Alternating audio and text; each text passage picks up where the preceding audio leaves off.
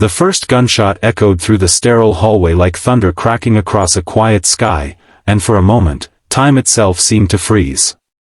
Nurses dropped clipboards, patients screamed, alarms began to shriek, and boots pounded against polished hospital floors as chaos erupted without warning.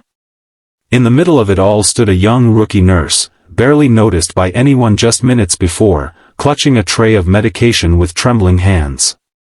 No one knew that behind those nervous eyes lived years of brutal training, discipline, and sacrifice.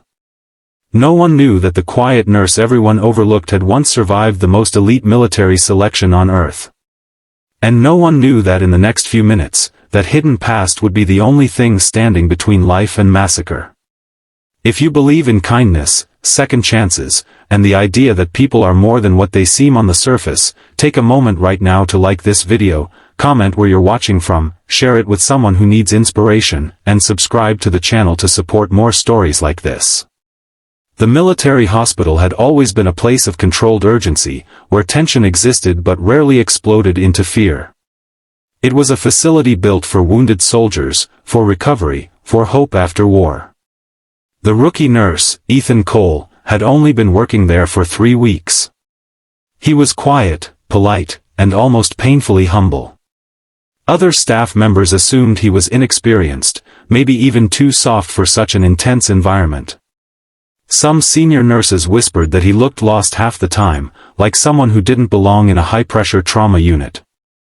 Ethan never argued, never corrected them, and never revealed anything about his past beyond saying he had previous military experience. The truth was heavier than anything they could imagine. Years earlier, Ethan had been part of one of the most elite special operations teams in the world. He had endured freezing water, sleep deprivation, bone-breaking training, and missions that haunted his dreams long after they ended. He had lost friends in combat. He had carried wounded teammates across hostile terrain while bullets tore through the air around him. He had survived situations most people would never even comprehend. But after one mission went wrong and a civilian casualty shook him to his core, Ethan made a choice that shocked everyone who knew him. He left the battlefield. He walked away from the identity that had defined him. He chose healing over fighting. Nursing became his path to redemption. But redemption does not erase skill. When the 10 gunmen stormed the hospital entrance wearing tactical gear and carrying automatic weapons, their intentions were brutally clear. They moved with aggression and confidence, firing into the ceiling, shouting orders, forcing staff and patients to the ground. Panic spread faster than sound. Security guards were quickly overwhelmed. Within seconds, the building transformed from a place of recovery into a war zone. Ethan felt the old instincts awaken instantly. His heart rate slowed instead of accelerating. His breathing deepened. His eyes scanned exits, threats, distances, angles. Years of training resurfaced not as memories but as reflexes. He noticed the leader's stance, the way 2 gunmen covered the hallway while others spread out. He saw fear in the faces of patients who could not even move from their beds. He saw a child clutching her injured father's arm. He saw an elderly veteran frozen in a wheelchair, eyes wide with terror. And he felt something he had not allowed himself to feel in years: purpose. One of the gunmen grabbed a nurse and shoved her against the wall. Another began shouting demands about a specific patient they wanted, someone rumored to be a high-ranking intelligence officer recovering from surgery. The situation was escalating quickly. Ethan knew that if the attackers reached intensive care units filled with vulnerable patients, the outcome could be catastrophic. Fear whispered inside him, reminding him why he had left this life.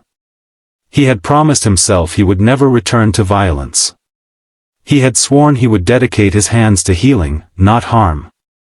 But as he watched a rifle barrel pressed against the head of a trembling medic, he understood something deeper.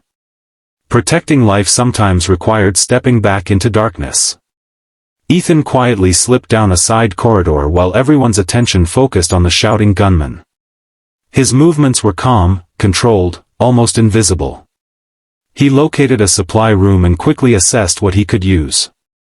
There were no weapons, but there were tools: heavy oxygen tanks, metal carts, medical scissors, syringes, fire extinguishers. Improvised options. His mind mapped possibilities rapidly. The first confrontation happened fast. A gunman rounded the corner unexpectedly, spotting Ethan. The attacker raised his weapon, but hesitation cost him. Ethan moved with explosive speed, closing the distance before the trigger could be pulled. Years of combat training guided his body automatically. Within seconds, the gunman was unconscious on the floor, weapon secured safely away. Ethan dragged him into the room and locked the door, his hands shaking slightly afterward, not from fear but from the emotional weight of crossing that line again. Memories flashed, past missions, fallen teammates, the guilt he carried. But there was no time to dwell. One by one, Ethan began maneuvering through the hospital corridors, using stealth, distraction, and precision. He avoided unnecessary harm, focusing on disabling rather than destroying. A fire alarm diversion pulled 2 attackers away from patients. A rolling medical cart sent crashing into another created confusion long enough for staff to escape.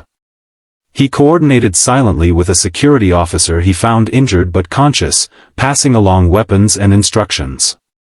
Meanwhile, inside the ICU wing, tension reached unbearable levels.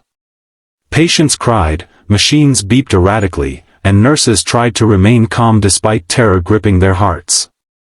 The gunmen grew more agitated when they couldn't find their target quickly. Their leader threatened to start executing hostages if demands weren't met. Ethan knew time was running out. When the final confrontation unfolded near the intensive care entrance, it was chaotic and cinematic. Smoke from a discharged extinguisher filled the air. Emergency lights flashed red. Footsteps echoed off walls.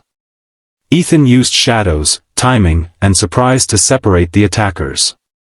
His movements were precise but fueled by desperation, not the adrenaline of combat glory, but the desperate need to protect innocent lives. At one point, he shielded a patient with his own body as a shot rang out, the bullet grazing his shoulder. Pain surged, but he stayed focused. Another attacker lunged toward a nurse, and Ethan intercepted with controlled force, disarming him without lethal injury. Staff members watched in disbelief as the quiet rookie nurse moved like someone trained for war. Within minutes, military police sirens began approaching outside. The remaining gunmen, disoriented and partially incapacitated, were subdued by responding forces. The crisis ended faster than anyone expected, leaving behind broken glass, scattered equipment, and stunned silence. Ethan collapsed against a wall once the adrenaline faded. Blood soaked through his sleeve. His breathing became uneven. For the first time since the attack began, he allowed himself to feel the emotional flood, fear, relief, exhaustion, memories. A senior doctor rushed to him, eyes wide with realization that the person who had saved dozens of lives was the same quiet nurse they had barely noticed weeks earlier. Word spread quickly through the hospital. Patients who had been terrified minutes before now looked at Ethan with gratitude and awe. The elderly veteran in the wheelchair saluted him with trembling hands. The child who had been crying earlier hugged his leg carefully, whispering thanks.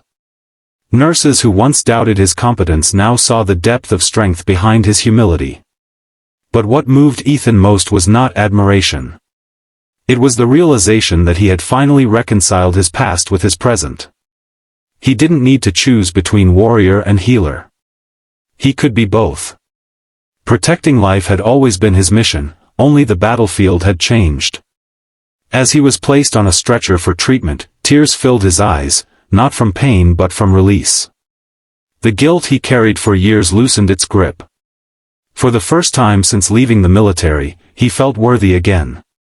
If this story is touching your heart so far, please take a moment to comment the word hero below to honor people who quietly protect others every day without recognition. Weeks later, after recovery, Ethan returned to the hospital. This time, no one overlooked him. But he remained the same humble person, still checking vitals gently, still reassuring nervous patients, still walking corridors with calm purpose. The difference was that now, everyone understood that heroes do not always wear obvious uniforms. Sometimes they wear scrubs. Sometimes they carry trauma. Sometimes they are rebuilding themselves quietly after battles no one else sees. The hospital director offered him recognition and awards, but Ethan requested something simple instead: expanded mental health support for veterans transitioning to civilian medical careers. He wanted others like him to find healing paths without shame. His story spread beyond the hospital walls, inspiring countless people who felt broken by their pasts. It became proof that second chances are real, that redemption is possible, and that the strongest people are often the gentlest. Near the end of his first shift back, Ethan paused by a window overlooking the city. Sunset painted the sky in warm colors, and for the first time in years, he felt peace settle deep in his chest. He was no longer running from who he had been. He was using it to become who he was meant to be. If this story moved you, inspired you, or reminded you that people deserve second chances, please like this video, share it with someone who needs hope today, comment your thoughts, and subscribe to support more meaningful stories. Because sometimes, the person you underestimate today might be the one who saves your life tomorrow.